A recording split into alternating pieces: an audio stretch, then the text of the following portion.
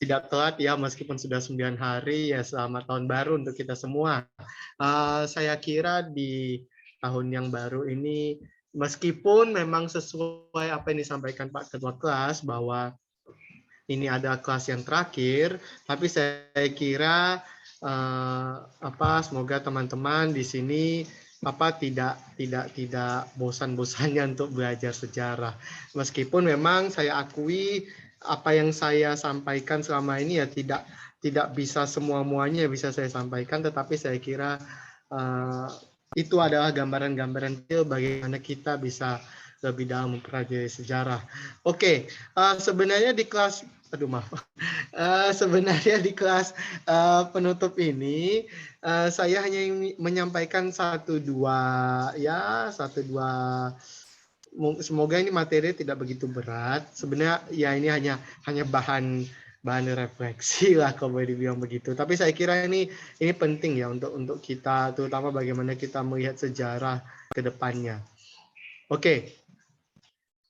Semoga tampilan saya sudah terlihat ya di tempat teman-teman. Jadi saya menulis di sini judulnya, saya lupa bilang Pak Ketua Kelas. Jadi judulnya saya hari ini yang terakhir adalah Sejarah Nusantara dan Masa Depan. Nah, kenapa saya mengangkat tema ini? Karena memang saya kira zaman sekarang ketika orang sudah bicara teknologi, orang akan selalu berbicara tentang the future, masa depan. Orang lebih sering berbicara sesuatu yang di depan dibandingkan sesuatu yang di belakang. Nah, tren semacam ini yang menurut saya perlu kita sikapi dalam arti apakah sejarah alergi dengan masa depan misalnya? Ya tidak. Tetapi apakah sejarah bisa memprediksi masa depan, itu lain soal. Nah, saya kira hal-hal demikian inilah yang mungkin kita bisa jadikan bahan pamungkas lah kalau boleh saya bilang. Meskipun kembali lagi saya bilang belajar sejarah itu tidak pernah ada habisnya ya, karena sepanjang waktu itu berjalan, sepanjang itulah sejarah terus ada, kan begitu. Jadi saya hanya 1-2 hal aja ingin saya sampaikan terkait hal ini. Jadi kalau pertama, teman-teman ketika belajar sejarah, terutama dalam hal ini saya kerucutkan misalnya sejarah Indonesia, saya kira teman-teman seharusnya mengenal tokoh ini. Beliau adalah sejarawan, meskipun dari Australia, tetapi beliau menulis banyak tentang Indonesia. Dan salah satu buku babon atau buku besarnya itu Sejarah Indonesia Modern 1200 sampai 2008. Ini yang seperti saya punya. Ini dulu zaman saya kuliah ini, buku wajib. Nah, kenapa buku ini menarik? Karena memang selain buku ini periodenya panjang ya. Jadi dari abad ke-13 misalnya sampai abad ke-21, beliau membuat satu kesimpulan yang menarik seperti yang saya tampilkan di layar ini. Masa depan negara kepulauan terbesar di dunia ini akan pelik, menarik, dan penting sebagaimana sejarahnya. Nah, jadi kalau saya bilang apa yang disampaikan oleh Profesor Wycliffe yang meninggal 2 tahun yang lalu, ini menjadi satu isyarat yang penting, satu titik balik yang penting bagi kita yang belajar sejarah dan atau menyukai sejarah begitu ya, bahwa memang tidak ada cara lain untuk memprediksi masa depan selain dari sejarahnya. Karena memang seperti saya pernah mendengar bahwa memang satu-satunya hal yang pasti di dunia ini hanya masa lalu. Karena masa lalu itu sudah terjadi. Perkara masa lalu itu seperti apa, itu yang kita persoalkan. Itu yang kita cari, itu yang kita pelajari. Tetapi pada intinya adalah memang bagaimanapun masa depan tidak bisa terlepas dari sejarah. Dan ketika kita dalam konteks Indonesia misalnya, saya kira ketika kita di sana-sini berbicara tentang masa depan Indonesia, Nusantara, satu-satunya jalan yang menurut saya paling efisien ya dengan belajar dari sejarah.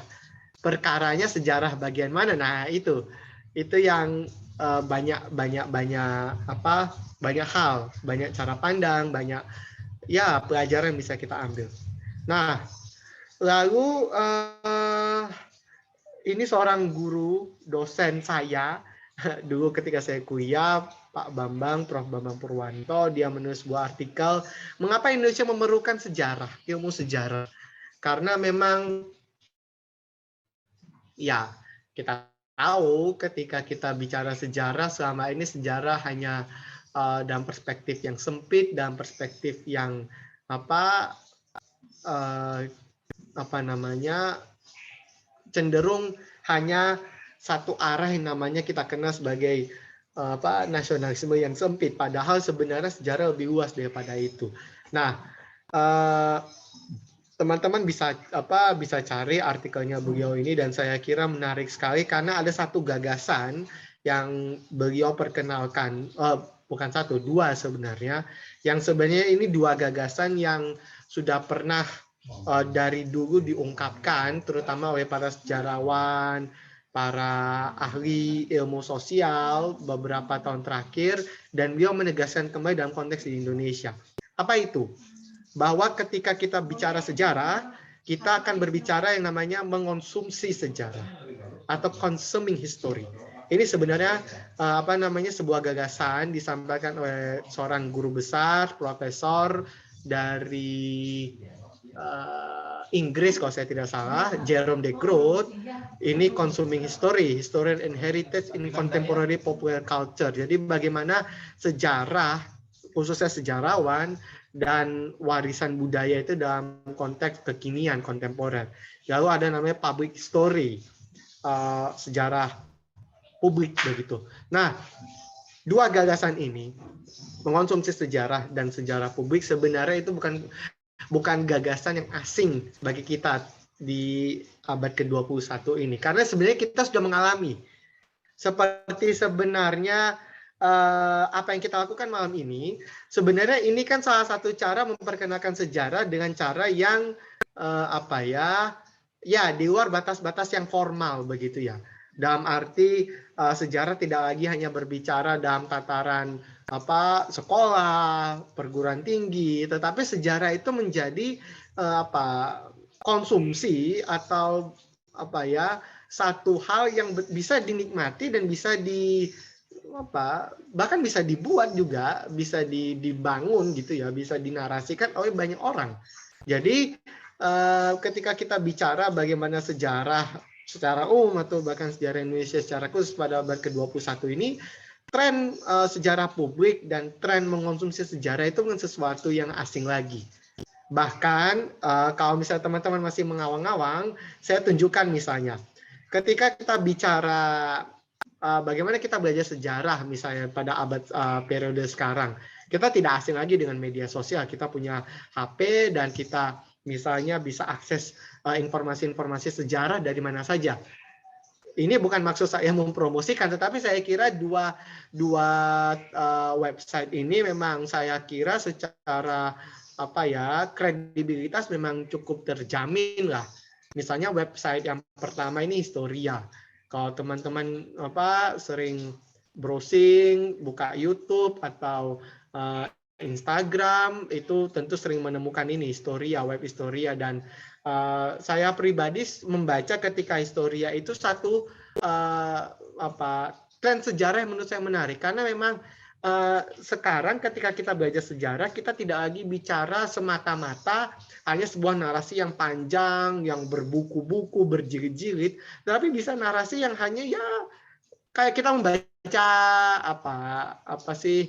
kayak kita buka medsos gitu kan, tidak panjang-panjang ya. Jadi saya kira seperti tagline-nya ya, masa lampau secara selalu aktual, itu tentu saya mengamini, saya setuju sekali seperti yang disampaikan di awal tadi Prof. Reclef, bahwa memang ketika kita bicara masa depan, kita tidak bisa terlepas dari sejarah. Jadi ketika kita bicara kekinian dan present and future, jadi sekarang dan ke depan, aktualitas dari sejarah itu tidak bisa dilupakan. Dan juga misalnya Tirto ID. Tirto ID ini pada awalnya juga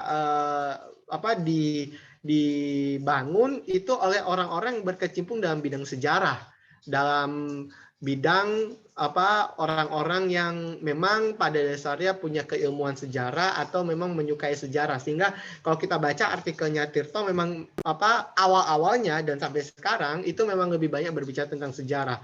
Jadi saya kira memang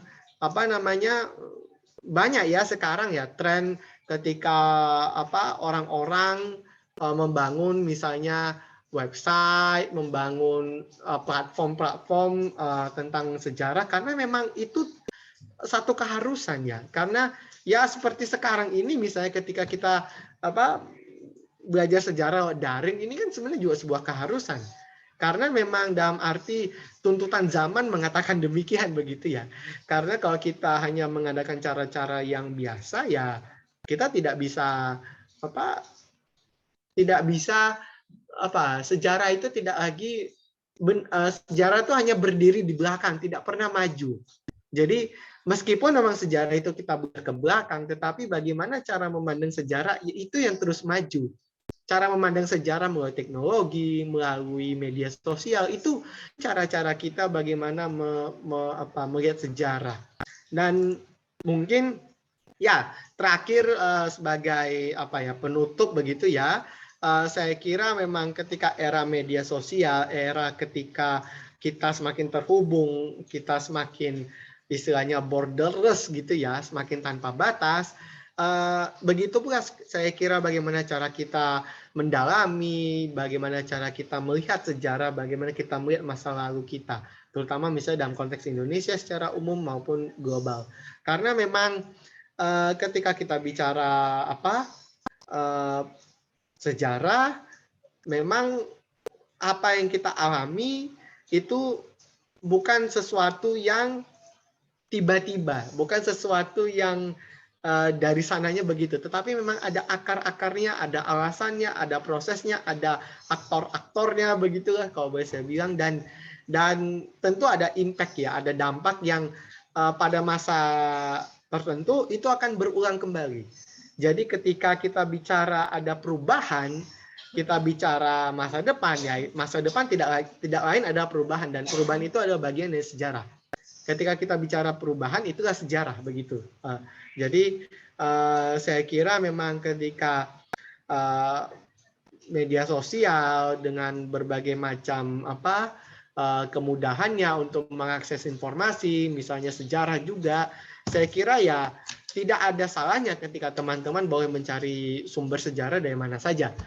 Dan yang menegaskan apa yang pertama kali saya sampaikan dalam pertemuan pertama bulan Juli tahun lalu, bahwa bagaimanapun cara kita memandang sejarah itu ada cara yang beragam. Karena memang ketika kita bicara sebuah peristiwa, sebuah tokoh atau seorang tokoh, tempat, waktu dan segala macam, ya kita bisa lihat dari berbagai macam sudut pandang, dan sudut pandang itu sekarang kita bisa dapatkan cuma-cuma. Kita bisa lihat dimanapun di media sosial, makan. Kalau sedikit sharing begitu ya, saya kebetulan saat ini cukup sering memantau, bukan di Indonesia, tetapi di tetangga di Filipina misalnya, ada tren ketika sejarah mengalami apa yang disebut sebagai distorsi atau sejarah pembelokan begitu ya, sehingga perlu diluruskan. Sebenarnya tren-tren seperti itu banyak ya, nggak cuma di Filipina, di Indonesia juga mengalami. Teman-teman cek aja banyak artikel yang membuat istilahnya pelurusan sejarah segala macam. Apakah itu salah? Ya tidak, karena itu perspektif lain dari bagaimana cara kita memandang sejarah. Karena memang ketika ada sejarah yang dibelokkan, ada sejarah yang diluruskan, itu sebenarnya kalau boleh kita lihat itu ya sederhananya adalah bagaimana kita cara pandang.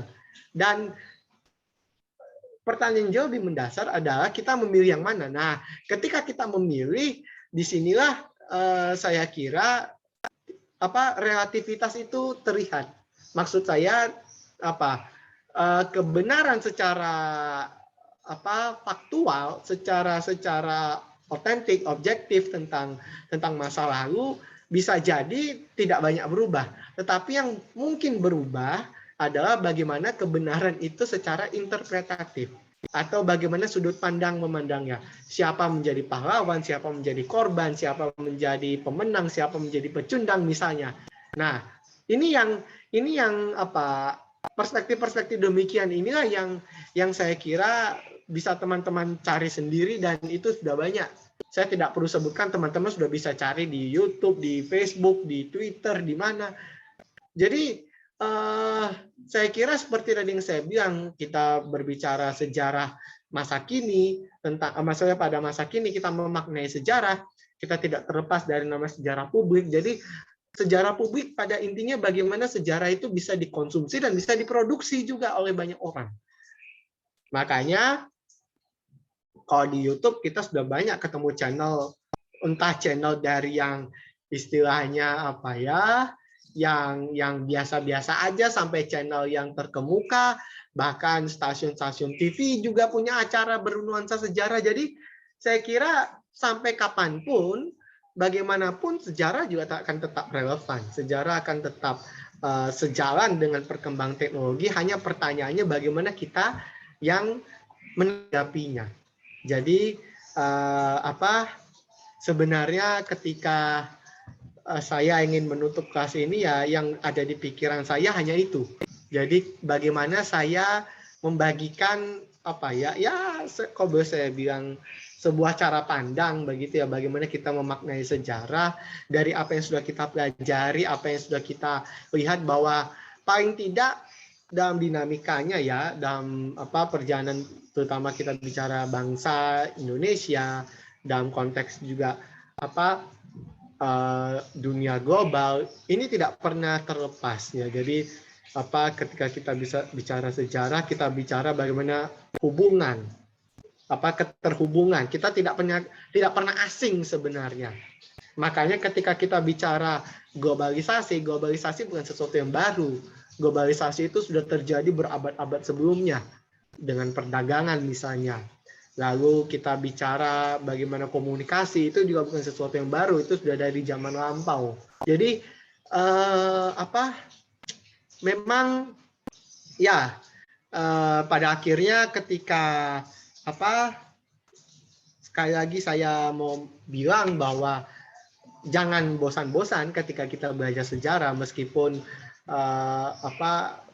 mungkin kita menemukan ya fakta-fakta yang sebenarnya kita sudah tahu, tetapi bagaimana cara pengemasan, cara memandangnya, cara menafsirkannya, itu yang saya kira tren-tren banyak, dan ya itu tinggal pilihan teman-teman memilih yang mana.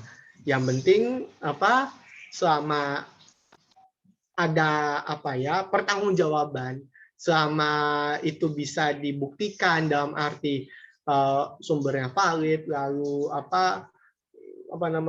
cara menulisnya juga tidak serampangan dan banyak data yang bisa disampaikan, ya tentu kita bisa percaya saja. Dan ya itulah cara kita memandang, bagaimana cara kita melihat sejarah, sebagaimana cara kita melihat masa depan. Karena kita tidak bisa melihat masa depan tanpa melihat sejarahnya. Nah, oke, sebenarnya itu saja yang ingin saya sampaikan. Saya menutup kelas ini, tetapi sebelum saya tutup, benar-benar tutup, mungkin saya boleh minta tanggapan, minta kesan, minta sharing teman-teman juga, bagaimana pengalaman teman-teman ya kelas selama kurang lebih hampir 5-6 bulan lah ya, dari bulan Juli sampai sekarang.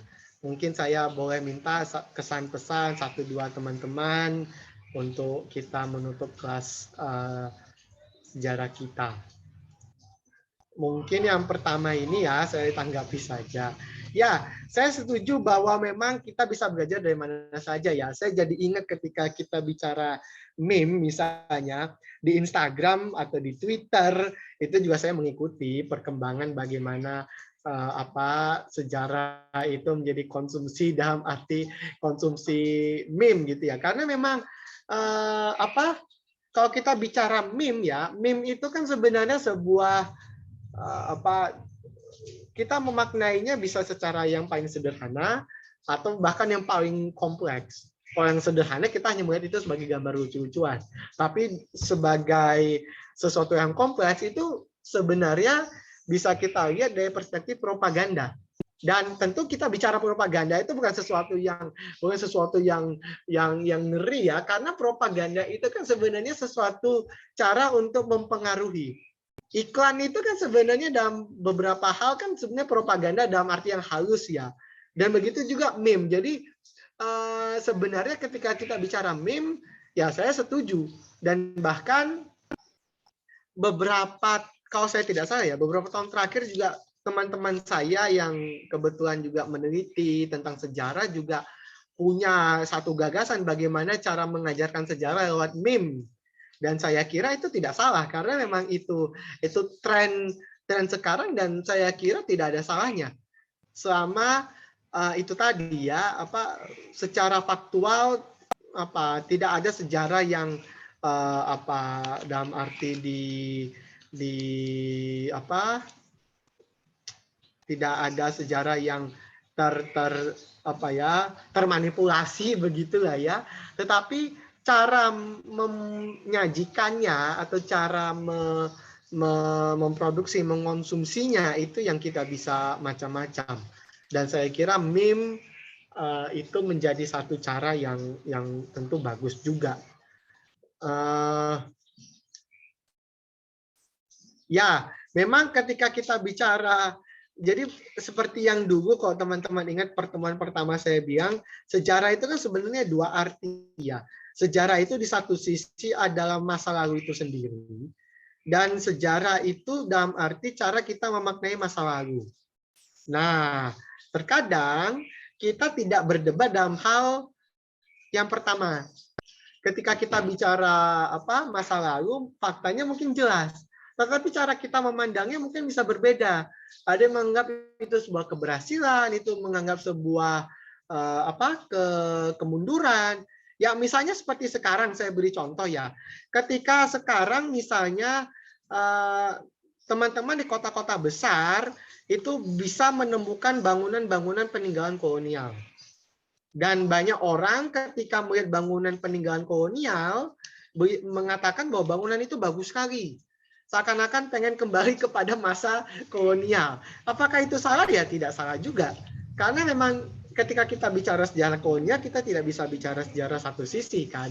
Jadi seperti itulah yang saya kira menjadi penting. Jadi tidak ada masalahnya ketika kita bicara sejarah dalam arti cara penafsiran, selama sejarah dalam arti masa lalu itu sendiri tidak termanipulasi. Dalam arti jangan membuat sejarah yang mengada-ngada, dalam arti memang kalau faktanya tidak ada, jangan diada-adakan.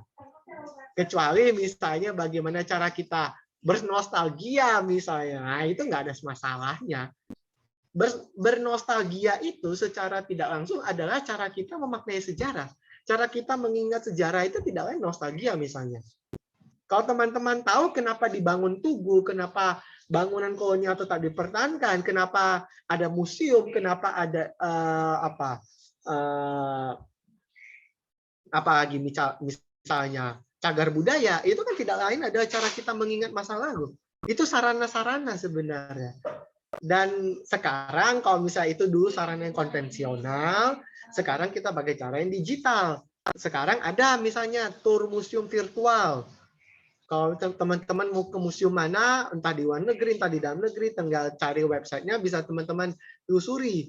Lalu misalnya, ya teman-teman bisa baca, bisa melihat foto-foto misalnya abad ke-18, abad ke-19, dimanapun, di website manapun ada.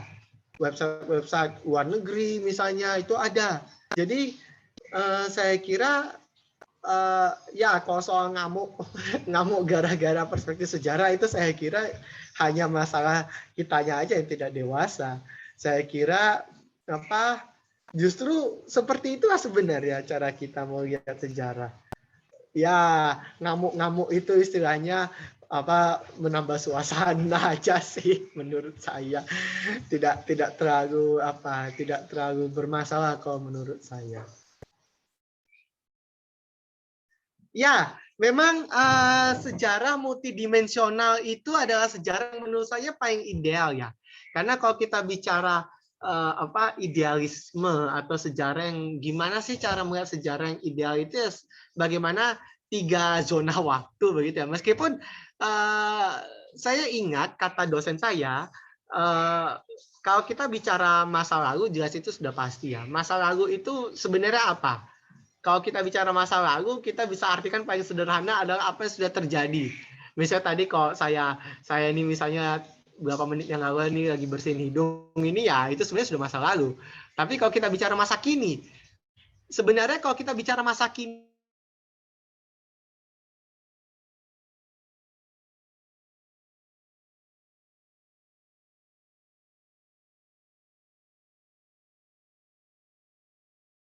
karena kapan masa kini?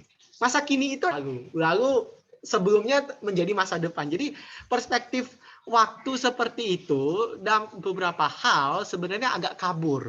Tetapi ya kita tidak berbicara terlalu jauh ya. Tetapi saya kira memang ketika kita bicara sejarah memang kita tidak sebatas bicara masa lalu. Tetapi kita bicara juga tujuannya apa sih kita bicara masa lalu kan begitu.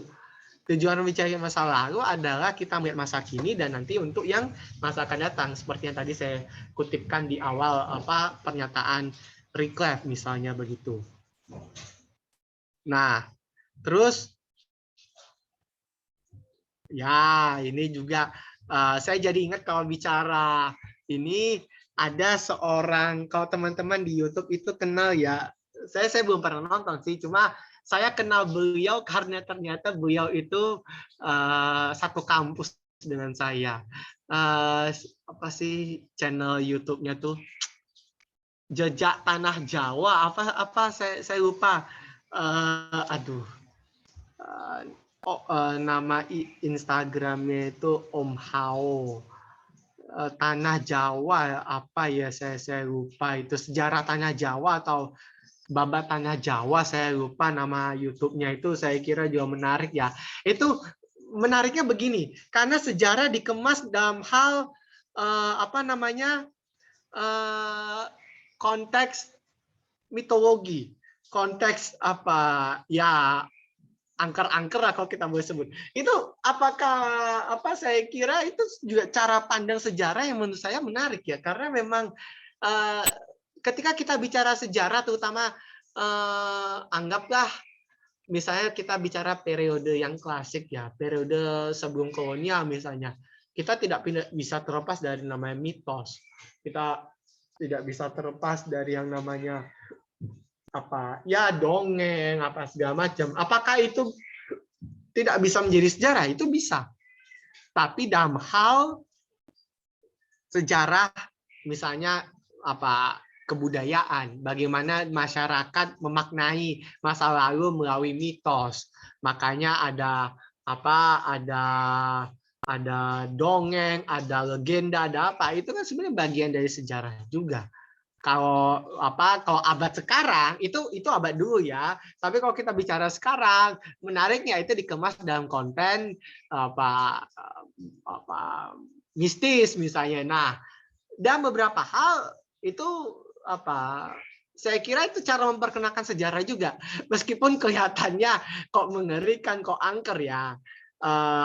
Kita tidak bicara angker tidaknya, itu urusan lain. Tetapi bagaimana cara dia misalnya menceritakan sejarah, bagaimana cara dia mengungkapkan masa lalu dari entah tempat, entah gedung, entah tokoh, entah apa, itu kan juga tidak bisa terlepas dari dia harus mendapatkan informasi, harus membaca, harus apa, dan ya disitulah sebenarnya sama juga cara kerja sejarawan sebenarnya. Jadi saya kira kita tidak bisa tidak bisa terlepas sebenarnya belajar sejarah atau melihat sejarah itu tidak banyak macam caranya. Saya aja ya sampai takjub juga ya ketika lihat cara seperti itu. Oke, mungkin ada lagi yang ingin memberikan kesan atau tanggapan, silakan.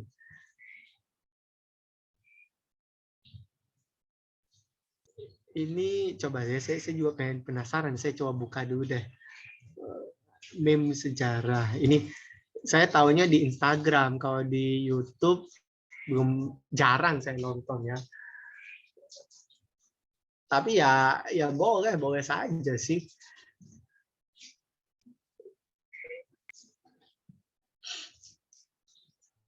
Kira-kira ada lagi teman-teman? Saya kira bolehlah kita malam ini puas-puasin. Silakan yang ingin menuangkan kesan-pesannya. Ya, ini saya jadi teringat dulu ketika zaman saya kuliah ya begini juga. Jadi ketika zaman kuliah dulu bosan dengan sejarah yang terlalu formal, ya kita juga melihat sejarah dengan cara yang lebih lebih segar, dengan cara guyon, dengan humor. Ya, itu kan apa tidak tidak tidak apa ya? Ya tidak ada salahnya dengan cara seperti itu, begitu. Kalau saya review meme, saya bingung mau review yang mana karena ya banyak sekali. Ini apa? Ya terserah apa mau lihat yang mana kan bebas ya, dan apa yang bukannya gimana, memang lucunya itu sekarang itu nggak tahu kenapa yang selalu jadi target sasaran meme itu pasti selalu Orde Baru begitu kan, Soeharto misalnya secara khusus ya. Tapi apakah tokoh-tokoh lain nggak tidak jadi apa meme misalnya? Banyak tokoh politik, tokoh entah di Indonesia, di global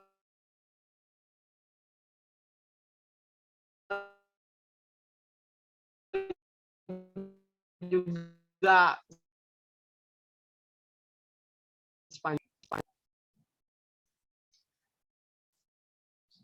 Oh iya, mumpung saya ingat, mungkin nanti setelah memang karena setelah ini saya tidak bisa mengajar lagi sebagai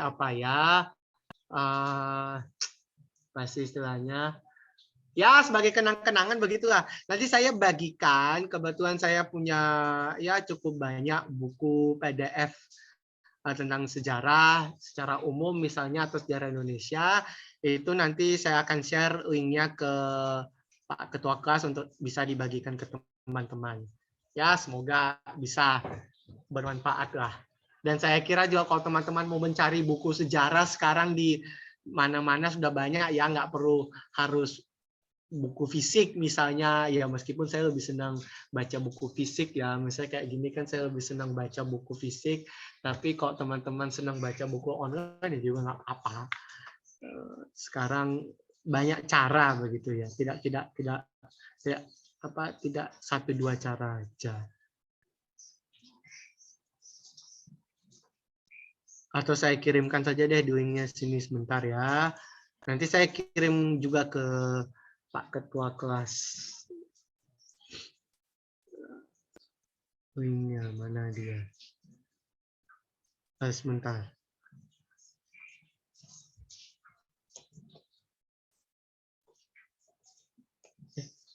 Oh belum ya. Ya udah nanti saya kirim ke Pak Ketua Kelas saja. Oke, ada lagi teman-teman mungkin yang ingin menyampaikan kesan-pesan atau ya apalah yang di luar sejarah juga ya, selama saya bisa tanggapi saya tanggapi.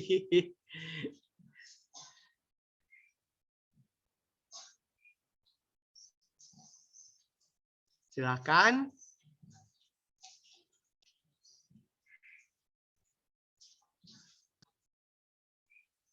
Halo. Tidak ada. Kalau memang mungkin tidak ada, saya kira mungkin saya boleh minta ke Pak Ketua Kelas, boleh tidak kita foto bersama, Pak? Ini kebetulan selama saya mengajar ini belum pernah kita lihat rupa-rupanya kita. Saya kira bolehlah kita foto bersama dulu untuk menutup kelas kita ini.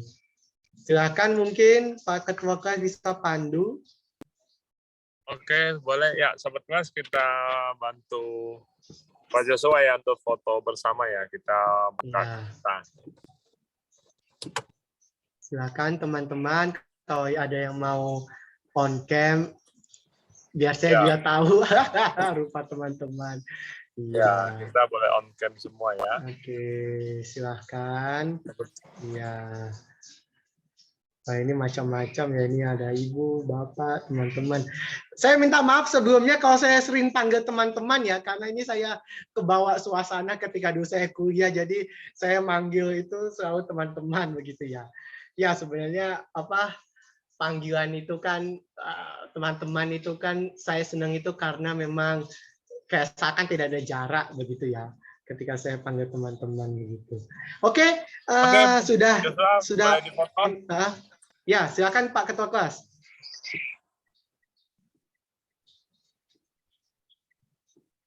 Bentar ya.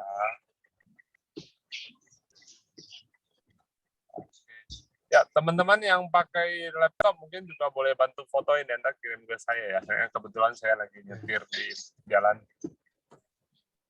Oke.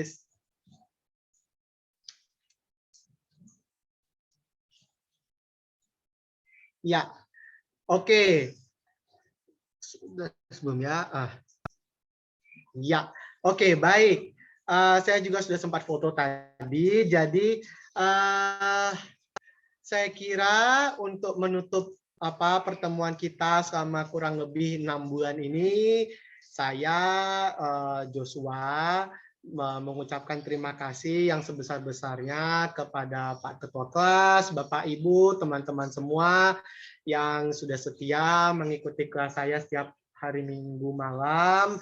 Saya minta maaf kalau memang belum banyak hal yang bisa saya sampaikan, masih banyak keterbatasan, karena sebenarnya tujuan saya lebih banyak ingin ya memperkenalkan hal-hal yang lebih umum ya. Karena nanti hal-hal yang khusus, hal-hal yang lebih spesifik teman-teman bisa explore, bisa cari lebih luas di mana saja. Seperti tadi saya bilang di media sosial, di HP teman-teman ini sudah bisa menjelajahi sejarah dari mana-mana.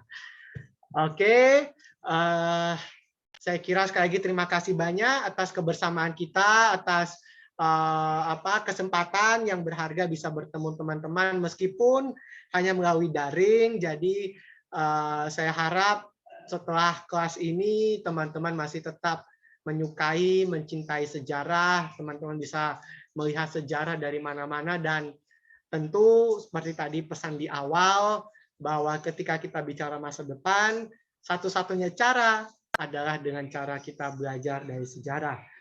Mungkin itu saja dari saya. Sekali lagi terima kasih. Selamat malam dan semoga di tahun yang baru ini kita semua senantiasa sehat dan sentosa. Terima kasih. Baik, terima kasih terima Pak kasih Joshua semua atas kontribusinya selama 6 bulan ini. Saya pribadi mewakili sahabat kelas New Normal mengucapkan terima kasih untuk kontribusinya. Kita doakan semuanya buat Pak Joshua, semoga sukses selalu, sehat selalu. Sekali lagi terima kasih Pak Joshua. Ya, terima kasih semua. Sehat-sehat semua ya. Terima kasih. Selamat malam semua. Terima kasih. Terima kasih, Kak. Ya, terima kasih.